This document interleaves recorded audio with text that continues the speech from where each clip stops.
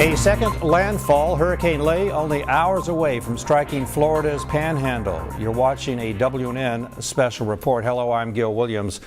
Let's go to the WNN Weather Center and Chief Meteorologist Joanne Davis. Joe, where is Lay? Gil, right now, Lay has picked up strength and is a Category 2 storm and moving across the warm waters of the Gulf of Mexico at about 12 miles an hour. Lay is expected to make landfall in the Florida Panhandle later this evening. Maximum sustained winds are at 100 miles an hour with even higher gusts. The models predict a second landfall in the state near the Apalachicola area. Heavy rains and life-threatening storm surges are expected across the Florida Panhandle. A hurricane warning is in effect from Anclote Key to Pascagoula, Mississippi. A tropical storm warning is in effect south of Anclote Key to Englewood and west of Pascagoula, Mississippi to the Pearl River. Gil, back to you. Lay wreaked havoc throughout central Florida following landfall as a Category 4 hurricane in Melbourne yesterday.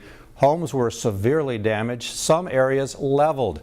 Flooding is a major problem, and widespread power outages are not making things easier for the survivors or first responders looking for the injured.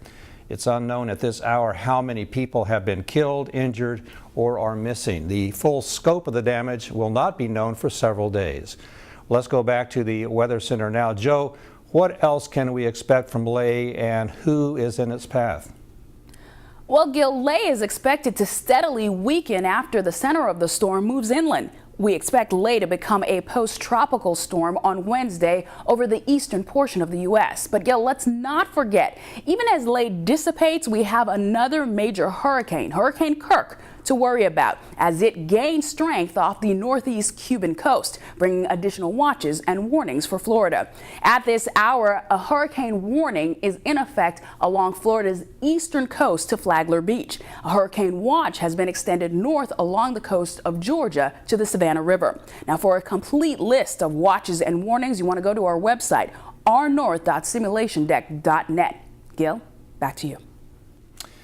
Thanks, Joe. While you're there, check out what's trending on social media. Our team of reporters is working this story across the state. We will check in with them later.